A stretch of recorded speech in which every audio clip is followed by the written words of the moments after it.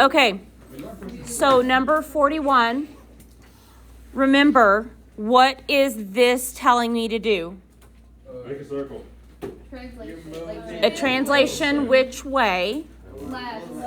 Left 3 and up 2. So you'll draw your point, shift it, and then write the new ordered pairs.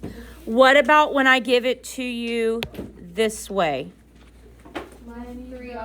You go exactly the way it says to go. So again, this is left 3 and up 1. Okay, I'm not actually working these out, by the way. Okay, 43. So remember, sorry. We'll go ahead and do 44 because it's harder. Remember, a reflection means you're going to go and you're going to flip it across that line. So the line y equals -2. I think 44 is a little harder, so I'm going to work that one with you. So plot the point 4, -1. 6, -1. And 8, -6. So that's triangle QRS. All right, if we are going through the line y equals x,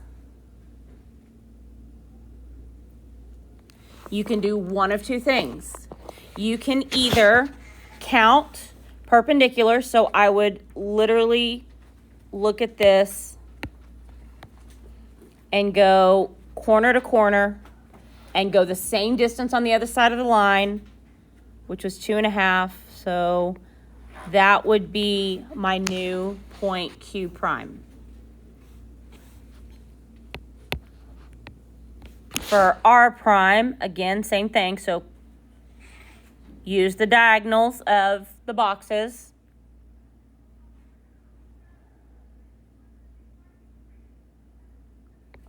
And that would be my new point R prime.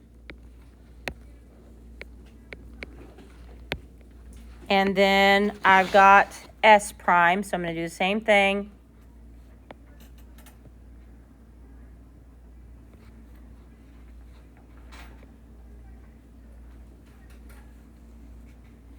And that's my new point S prime. And so when I draw my new triangle, just connecting those dots. The other way to do it is when it's going through the line y equals x, is you switch the x and y points. So Q, instead of 4, -1, becomes -1, 4. R, 6, -1, becomes -1, 6. And S, -6, 8. You don't change the signs, you just make them swap places. Okay, so either way, doesn't matter. I think that's the harder one. The other one, it's a horizontal or vertical line, so I think those are pretty easy to figure out. Look at so 45 and 46. So remember, what you're looking for is the middle of the 2 points that are connected. So K and K prime. The middle of those two is right here. Then look at the points L and L prime. The middle of those two is right here. M and M prime, middle of those is right here. Make that a line, and that is your line of reflection. Okay, so you can see the line of reflection for that one is x equals -2. Okay, and then 46, it's similar, and you're probably going to be able to figure out what that line is. It's pretty easy. Okay, for the final, I'm only going to ask 90 and 180 degree rotations clockwise. Okay, so you don't have to have those two down. I'm not going to do 270. If you want to use it the way that I showed you in class when we originally learned this, that's fine, using the rectangles and rotating those. Or if you just want to learn the rules, xy becomes -yx. And for 180, xy becomes -x, -y. So for 90 degrees, they swap places, and whatever goes in the x value, you have to multiply by -1. So let's look at this first one. We're just going to do 1 point. the point 2, 4 becomes, so swap 2 and 4, but then the one that goes in the x place multiply by -1, so -4, 2. Okay? And then I'm going to let you figure out the rest of those. I think the clockwise one's pretty easy. Remember, the other way to do 180 degrees clockwise is it's a double reflection, reflect through the x and the y both, and that gives you your point. Okay, graphing under dilation. So remember, a dilation, you are going to take your ordered pair and multiply both x and y by the value of k. So the point -7, 1 becomes the point -14, 2. If I go look at number 51, my k value is 1/4. So the point L prime, will be -3, 0. Good. Does that make sense? We keep it negative, right? We don't want it. That is correct. You just straight multiply. You don't have to change any signs. Okay, when we're talking about lines of symmetry, so remember, you have 3 types of symmetry. Line symmetry, which means you can draw a line and it's a mirror image. The line does not have to be vertical or horizontal, but it can be slanted. You have point symmetry, which means that, so point symmetry is if you turn it upside down, it looks the same. It's 180 degree symmetry. Rotational symmetry is you can rotate it any number of degrees and it is the same. So look at number 52.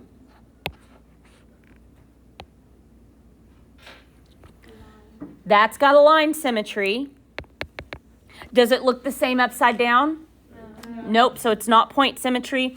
Can you rotate it in any way and get the same figure? No, you can't. So therefore, it's only line symmetry on number 52. 53, does it have line symmetry? No, it doesn't. Does it have point symmetry? Does it look the same upside down? No, it does not. And how about rotational symmetry? Yes. Yeah, if I rotate this point to right there, then it's the same figure. So this is going to be rotational. All right, 54. Right, so line symmetry, no. Point, it doesn't look the same upside down, and there's no way I can rotate that, so this is no symmetry. Let's continue with chapter 9.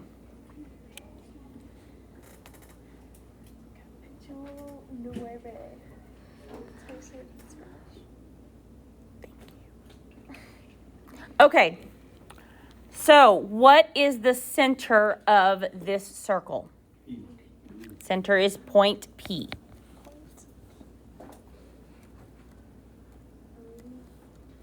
What is a radius?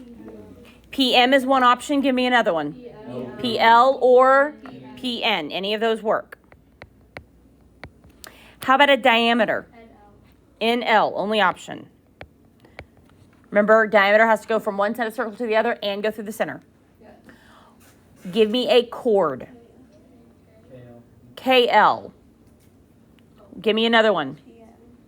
PM is not a chord. Why is PM not a chord?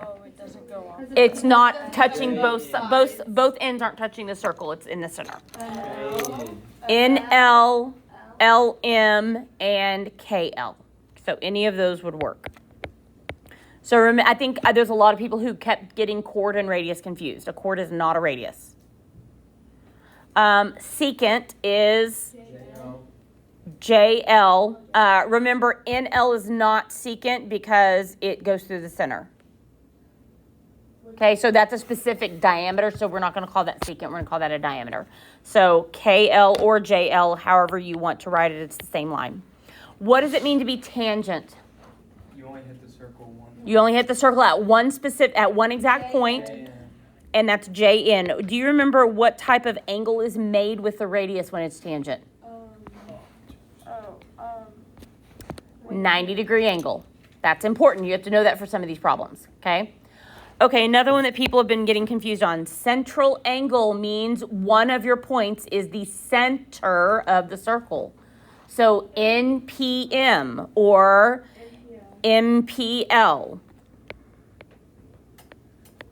An inscribed angle means all 3 points of that angle are on the circle. None of them are in the center. So KLM, And okay. NLK.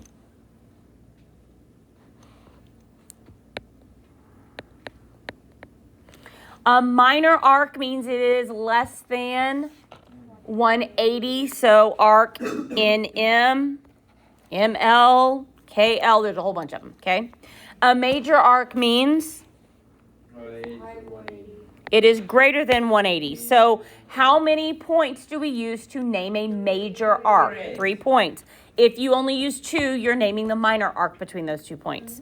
So MLK. Good for the next.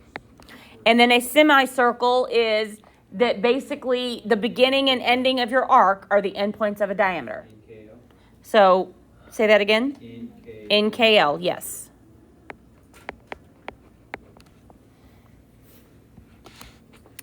Okay. Area and circumference. What is area of a circle? Pi r squared. What's circumference of a circle? 2 pi r. What is my radius of this circle? 8.3. Don't forget to pay attention and don't just automatically use the number given. Okay. Finding arc measures. Remember, all your arcs, all the angle arc measures add up to 360 in a circle. Okay. I'm intentionally skipping a lot of this. I think you need to be practicing it. So I will have a full answer key made on and put on Canvas by the end of this week.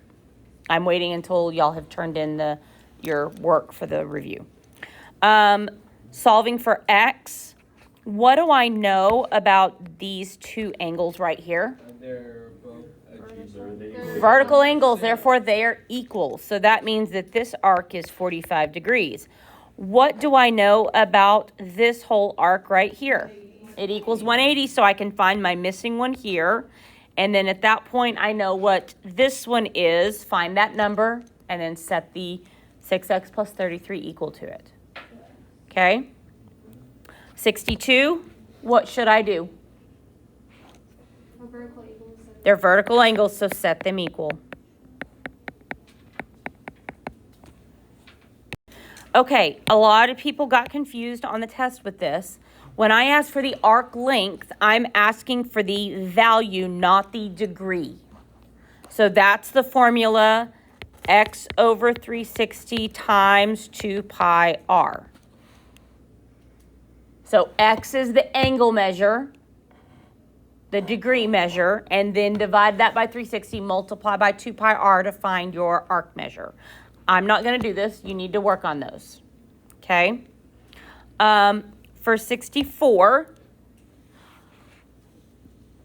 it told me that G, P, and PH are congruent. That means that AE and BD are congruent, so each of these little pieces are congruent. It also means that these arc measures are congruent.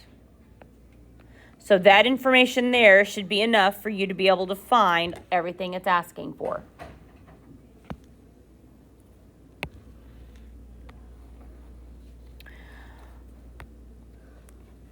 When I have a triangle and one side is the diameter, what do I know about the angle opposite that side? No. No. I know that JL is the diameter. What do I know about the measure of angle M? It's half of it. Which is? It's a 90-degree angle. So when the diameter is one of the sides of the triangle, you have a right triangle.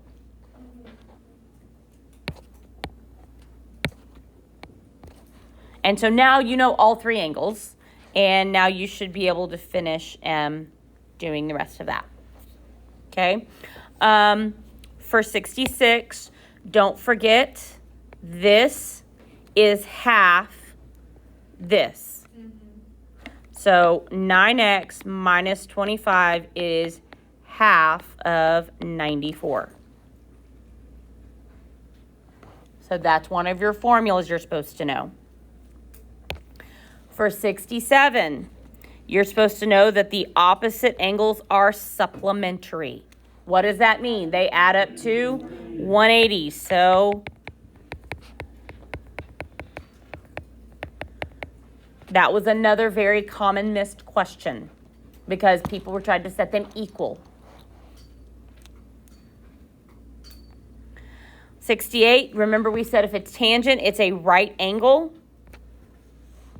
Therefore, that's a right triangle, so we can use Pythagorean theorem. What are the three sides of my triangles?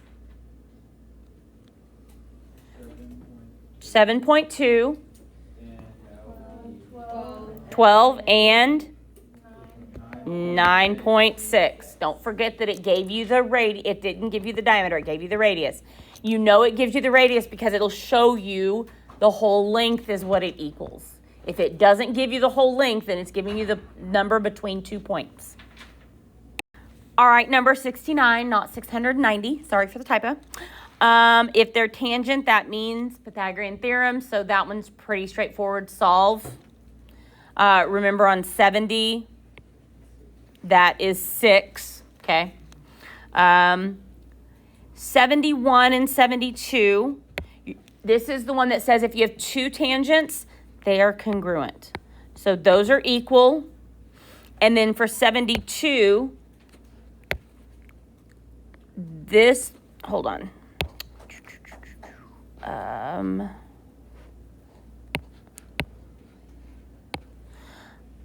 This equals this.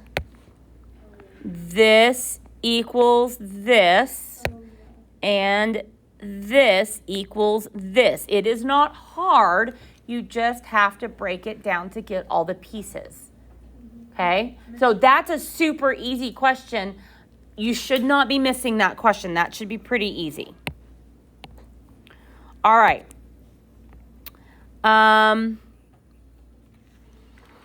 Your formula for 73, it's asking for angle AED. This angle is 1/2 92 plus 140. Right? So it's 1/2 the addition of those two angles. DEC is just going to be 180 minus the answer, okay? For 74, angle S is 1/2 of 98. Once I have angle S, QSR, how do I find QST? They add up to? 360. No, 180. I'm looking at, not at the arc measures, I'm looking at the angle measures, yeah. So the difference between 73 and 75, 73, the lines cross inside the circle. 75, the lines are outside the circle when they connect. So that means now I'm going to subtract 125 minus 51 and then half of that to find angle L.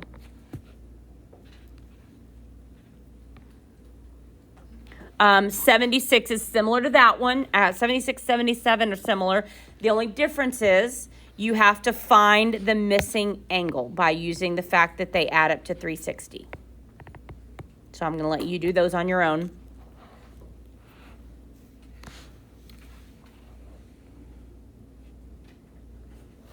For this one, if it gave me angle SVR is 88, what do I know this angle right here equals?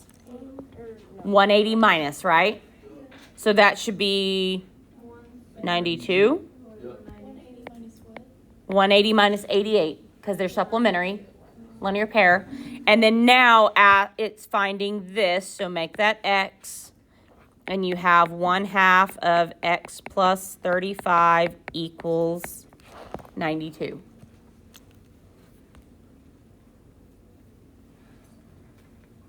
All right, for 79, when you have the lengths, you multiply this one times this one, and it equals this one times this one.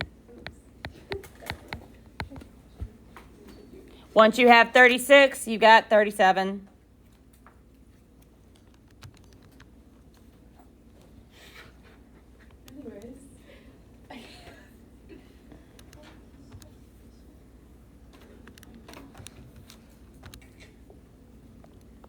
All right, on 81, that is 22. So you do the short piece outside the circle, 6 times the whole length, 22 equals, I'm sorry, Isn't that 21. 21? It does equal 21. I'm sorry. Sorry. I even just did this math and my brain still said the wrong thing. Okay. And then what I would do on this one is I'm going to go ahead and call this y, the whole length. It equals 7y. Once I solve for y, what do I do to find x? Subtract 7. Okay. And then 82 is the same thing. It's just for this one, you're going to do 18 times itself. And then equals 12 times, and then fine. Okay. All right. Hopefully these you remember well. Center and radius. Remember, this is using transformations. So left 2 down 7 means my center is at -2, 7. The radius is square root of 16, which is 4. On 84, not 843, if there's nothing with the x, like an x squared, there's nothing added or subtracted, what's it understood to have with it? What value? A 0. It's x plus y, or x minus 0, or x plus 0 squared. Okay? And then 85, 86, it's the same problem. You're just writing the equation, so you've got to find the center and the radius. And then same thing on 87 through 90. I'm giving you information for you to find the radius, and then I'm giving you the center. And then you go and then you write the equation. If you need the equation, it is x minus h squared plus y minus k squared equals r squared. H and k is your center. Your radius is r.